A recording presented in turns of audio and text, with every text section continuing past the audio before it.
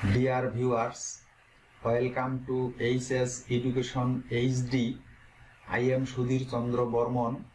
Right form of verb part 7 এর আলোচনায় সবাইকে স্বাগতম জানাচ্ছি। আজকে আমরা আলোচনা করব রাইট ফর্ম অফ ভার্বের রুল নাম্বার 18। রুল নাম্বার 18 এ বলছে যে অ্যাজ ইফ এবং অ্যাজ দো এর সামনের অংশটি যদি প্রেজেন্ট ইনডিফিনিট টেন্স হয় তাহলে পিছনের অংশটি পাস্ট ইনডিফিনিট টেন্স হবে। Example, he speaks as if he know the matter. এখানে সেন্টেন্সটির মাঝখানে অ্যাজ ইফ কনজাংশন হিসেবে ব্যবহার করা হয়েছে। অ্যাজ ইফ এর সামনের অংশটি হলো হি স্পিক্স, এটি present indefinite tense. As if অথবা অ্যাজ দো এর সামনের অংশটি প্রেজেন্ট ইনডিফিনিট টেন্স হইলে পিছনের অংশটি পাস্ট ইনডিফিনিট টেন্স হবে। তাহলে নো এর পাস্ট ইনডিফিনিট হলো নিউ। উত্তর হবে he speaks as if he knew the matter. Number 2, এখানে বলছে যে অ্যাজ ইফ এবং অ্যাজ দো এর সামনের অংশটি পাস্ট ইনডিফিনিট টেন্স হইলে পিছনের অংশটি পাস্ট পারফেক্ট টেন্স হয়। Example, he told me a story as though he knew it before. এখানে সেন্টেন্সটির মাঝখানে অ্যাজ দো কনজাংশন হিসেবে ব্যবহৃত হয়েছে। বাক্যটির মাঝখানে অ্যাজ দো অথবা অ্যাজ ইফ এর যে কোনো একটি থাকলেই হবে। এখানে অ্যাজ দো এর সামনের অংশটি হলো he told me a story, এটি past indefinite tense. As though অথবা অ্যাজ ইফ এর সামনের অংশটি যদি পাস্ট ইনডিফিনিট টেন্স হয় তাহলে পিছনের অংশটি পাস্ট পারফেক্ট টেন্স হবে। পাস্ট পারফেক্ট টেন্সের স্ট্রাকচার হচ্ছে সাবজেক্টের পরে হেড বসাতে হবে এবং প্রিন্সিপাল ভার্বের পাস্ট পার্টিসিপল ফর্ম করতে হবে। তাহলে এই সেন্টেন্সটির উত্তর হবে হি told me a story as though he had known it before. এবার নাম্বার 3, এখানে বলা আছে যে অ্যাজ ইফ এবং অ্যাজ দো এর পরে যদি ব্র্যাকেটের মধ্যে বি অথবা টু বি দেওয়া থাকে তাহলে এই বি এবং টু বি এর পরিবর্তে আমরা ওয়ার বসাবো। Example, he talks as if he to be a fool oblique made. এখানে অ্যাজ ইফ এবং অ্যাজ দোর পরে যেহেতু ব্র্যাকেটের ভিতরে টু বি লেখা আছে তাই আমরা এই টু বি এর পরিবর্তে ওয়ার ব্যবহার করব। উত্তর হবে he talks as if he were a fool oblique mad. Rule number 19 বলছে যে উড দ্যাট দিয়ে যদি কোনো সেন্টেন্স শুরু হয় তাহলে উড দ্যাট এর পরে যে সাবজেক্টটি আছে এই সাবজেক্ট এর পরে কুড বসাতে হবে এবং কুড এর পরে ব্র্যাকেটের মধ্যে যে ভার্বটি দেওয়া থাকবে তার V1 ফর্ম বা প্রেজেন্ট ফর্ম হবে। Example, would that we enter the room. এখানে সেন্টেন্সটি উড দ্যাট দিয়ে শুরু হয়েছে তাই আমরা সাবজেক্টের পরে কুড বসাবো এবং ব্র্যাকেটের ভার্বটির প্রেজেন্ট ফর্ম করব। এখানে উড দ্যাট এর পরে সাবজেক্ট হলো উই, উই এর পরে আমরা বসাবো কুড আর ব্র্যাকেটের মধ্যে যে ভার্বটি আছে সেটির প্রেজেন্ট ফর্ম করব। উত্তর হবে would that we could enter the room. Rule number 20, lest plus subject plus should oblique might plus V1 form. অর্থাৎ কোন সেন্টেন্স এর মধ্যে লেস্ট শব্দটি দেওয়া থাকলে লেস্টের পরে যে সাবজেক্টটি থাকবে সেই সাবজেক্টটির পরে শুড অথবা মাইট বসাতে হবে এবং ব্র্যাকেটের ভার্বটির প্রেজেন্ট ফর্ম করতে হবে। Example, he ran lest he miss the train. এখানে সেন্টেন্সটির মাঝখানে লেস্ট শব্দটি দেওয়া আছে, তাই আমরা লেস্টের পরে যে সাবজেক্ট আছে হি, এই হি এর পরে শুড অথবা মাইট বসাবো, তারপর ব্র্যাকেটের ভিতরে যে ভার্বটি আছে সেটির প্রেজেন্ট ফর্ম করব। তাই এই সেন্টেন্সটির উত্তর হবে he ran lest he should miss the train. এখানে শুড অথবা মাইটের মধ্যে যে কোনো একটি অক্সিলারি ভার্ব বসালেই হবে। Rule number 21, it is time, it is high time, wish, fancy ইত্যাদি কোনো সেন্টেন্সের মধ্যে দেওয়া থাকলে ব্র্যাকেটের ভার্বটির পাস্ট ফর্ম হয়। Example number 1, it is time we change our eating habit. এখানে সেন্টেন্সটি শুরুতে ইট ইজ টাইম দেওয়া আছে, তাই ব্র্যাকেটের ভার্বটির আমরা পাস্ট ফর্ম করব। চেঞ্জের পাস্ট ফর্ম হলো changed. Number 2, it is high time we do the work. এই সেন্টেন্সটির শুরুতে ইট ইজ হাই টাইম দেওয়া আছে, তাই এখানেও ব্র্যাকেটের ভার্বটির আমরা পাস্ট ফর্ম করব।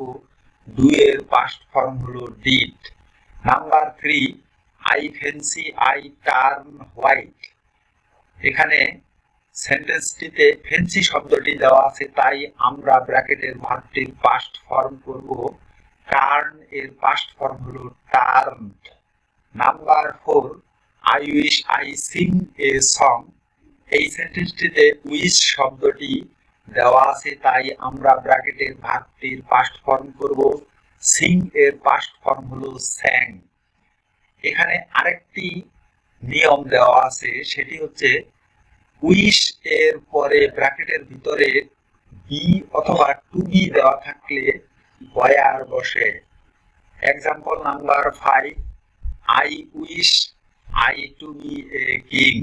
এখানে উইশ শব্দটির পরে ব্র্যাকেটের মধ্যে টু বি দেওয়া আছে, উইশ এর পরে বি অথবা টু বি দেওয়া থাকলে এদের পরিবর্তে উত্তর হবে ওয়ার। Rule number 22, condition.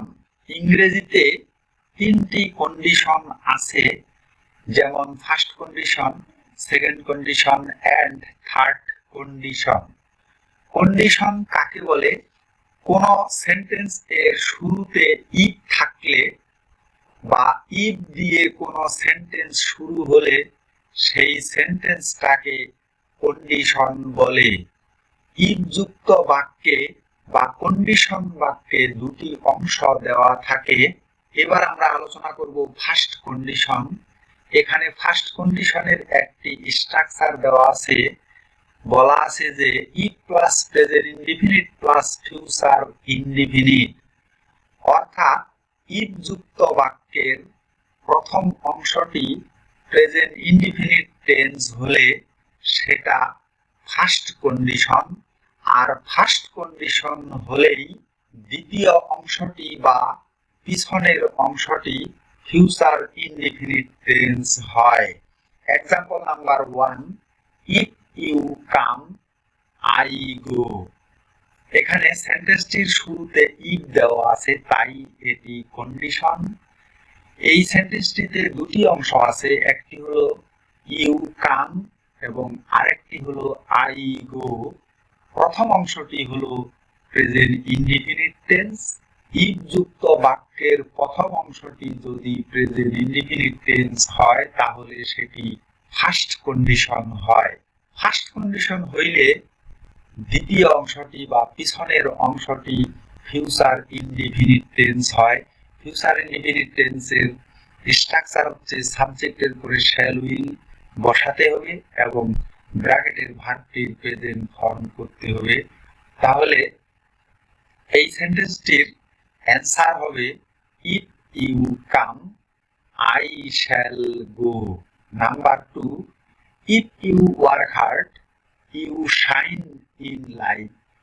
এটিও একটি ফার্স্ট কন্ডিশন, কারণ এখানে প্রথম অংশটি হলো ইউ ওয়ার্ক হার্ড, এটি প্রেজেন্ট ইনডিফিনিট টেন্স, তাই পিছনের অংশটি হবে ফিউচার ইনডিফিনিট টেন্স। তাই এই সেন্টেন্সটির উত্তর হবে if you work hard you will shine in life. Number 3, if they play well they get the prize. এই সেন্টেন্সটিও ফার্স্ট কন্ডিশন, কারণ এর প্রথম অংশটি দে প্লে ওয়েল, এটি প্রেজেন্ট ইনডিফিনিট টেন্স, তাই আমরা পিছনের অংশটিকে ফিউচার ইনডিফিনিট টেন্সে পরিণত করব। এটির উত্তর হবে if they play well they will get the prize. Number 4, if he read more he will learn more. এটি ফার্স্ট কন্ডিশন, কারণ এই সেন্টেন্সটির দ্বিতীয় অংশটি বা পিছনের অংশটি ফিউচার ইনডিফিনিট টেন্স। ইফ যুক্ত বাক্যের পিছনের অংশটি বা দ্বিতীয় অংশটি ফিউচার ইনডিফিনিট টেন্স হয়, তাহলেও সেটি ফার্স্ট কন্ডিশন। পিছনের অংশটি ফিউচার ইনডিফিনিট টেন্স হলে প্রথম অংশটি প্রেজেন্ট ইনডিফিনিট টেন্স হবে। তাহলে এই সেন্টেন্সটির উত্তর হবে if he reads more he will learn more. Second condition, এখানে সেকেন্ড কন্ডিশনের একটি স্ট্রাকচার দেওয়া আছে, if plus past indefinite plus past conditional. Second condition চেনার উপায় কি? ইফ যুক্ত বাক্যের প্রথম অংশটি যদি পাস্ট ইনডিফিনিট টেন্স হয়, তাহলে সেটি সেকেন্ড কন্ডিশন। আর সেকেন্ড কন্ডিশন হইলেই পিছনের অংশটি বা দ্বিতীয় অংশটি পাস্ট কন্ডিশনাল হয়। পাস্ট কন্ডিশনাল কি জিনিস? পাস্ট কন্ডিশনাল হলো subject plus would oblique could oblique might, এই তিনটি অক্সিলারি ভার্বের যে কোনো একটি বসাতে হবে এবং ব্র্যাকেটের ভার্বটির প্রেজেন্ট ফর্ম করতে হবে। Example number 1, if she studied attentively she pass the exam. এই সেন্টেন্সটি সেকেন্ড কন্ডিশন, কারণ এখানে প্রথম অংশটি পাস্ট ইনডিফিনিট টেন্স, তাই আমরা পিছনের অংশটিকে পাস্ট কন্ডিশনাল করব। তাহলে উত্তর হবে if she studied attentively she would pass the exam. এখানে উড কুড মাইট তিনটি অক্সিলারি ভার্বের মধ্যে যে কোনো একটা নিলেই চলবে। Number 2, if you tried hard you get GPA 5। এই সেন্টেন্সটি সেকেন্ড কন্ডিশন, কারণ এটার প্রথম অংশটি পাস্ট ইনডিফিনিট টেন্স। প্রথম অংশটি পাস্ট ইনডিফিনিট টেন্স হলে সেটি সেকেন্ড কন্ডিশন, আর সেকেন্ড কন্ডিশন হলে পিছনের অংশটিকে পাস্ট কন্ডিশনালে পরিণত করতে হবে, অর্থাৎ সাবজেক্টের পরে উড কুড মাইট তিনটি ভার্বের মধ্যে যে কোনো একটি নিতে হবে এবং ব্র্যাকেটের ভার্বটির প্রেজেন্ট ফর্ম করতে হবে। তাহলে এটির উত্তর হবে if you tried hard you would get GPA 5। Number 3, if I were a rich man I help the poor. এটিও একটি থার্ড কন্ডিশন, কারণ এর প্রথম অংশটি পাস্ট ইনডিফিনিট টেন্স, তাই আমাদের পিছনের অংশটিকে পাস্ট কন্ডিশনালে পরিণত করতে হবে। এটির উত্তর হবে if I were a rich man I would help the poor. Number 4, if he work hard he would prosper in life. এই সেন্টেন্সটি একটি সেকেন্ড কন্ডিশন, কারণ এর পিছনের অংশে উড ব্যবহার করা হয়েছে।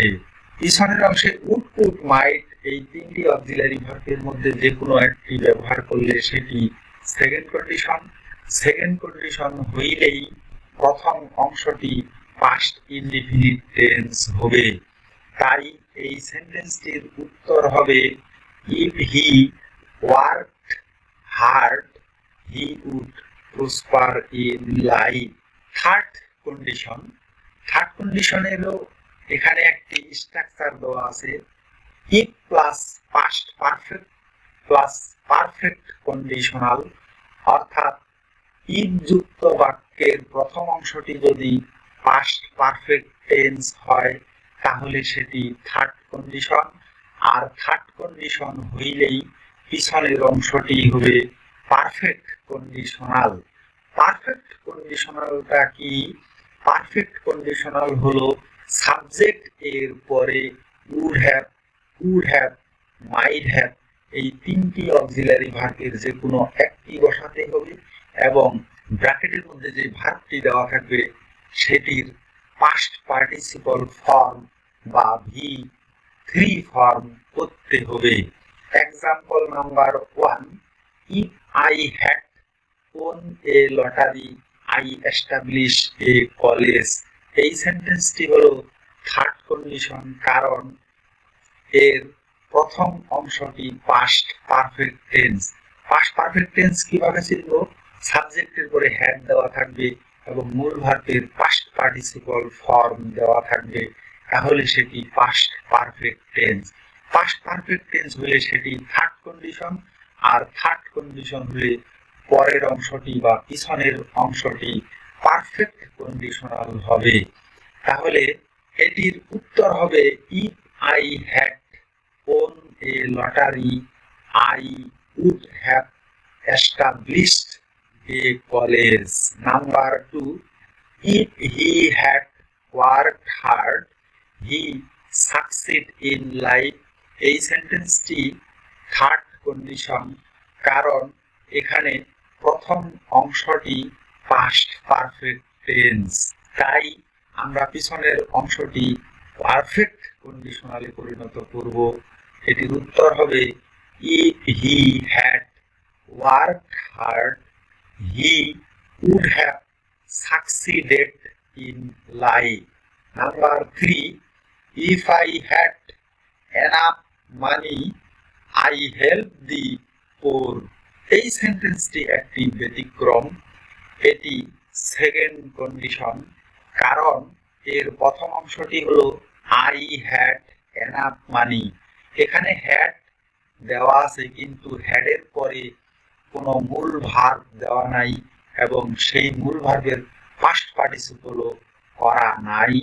এখানে হ্যাড হলো প্রিন্সিপাল ভার্ব এবং এটি পাস্ট ফর্ম, আর সাবজেক্ট হলো আই। সাবজেক্ট এর পরে যদি মূল ভার্বের পাস্ট ফর্ম দেওয়া থাকে তাহলে সেটি পাস্ট ইনডিফিনিট টেন্স হয়, আর পাস্ট ইনডিফিনিট টেন্স হইলেই সেটি সেকেন্ড কন্ডিশন হয়। সেকেন্ড কন্ডিশন হলে পিছনের অংশটি পাস্ট কন্ডিশনালে পরিণত হবে। উত্তর হবে if I had enough money I would help the poor. Number 4, এখানে আরেকটি নতুন নিয়ম সংযুক্ত করা হয়েছে, সেটি হলো হ্যাড দিয়ে যদি কোনো সেন্টেন্স শুরু হয় তাহলে সেই সেন্টেন্সটি থার্ড কন্ডিশনে পরিণত হবে। একটু লক্ষ্য করি, সেন্টেন্সটি শুরুতে আছে হ্যাড, তারপর সাবজেক্ট হলো আই এবং মূল ভার্বের পাস্ট পার্টিসিপল ফর্ম করা আছে had I been a bird.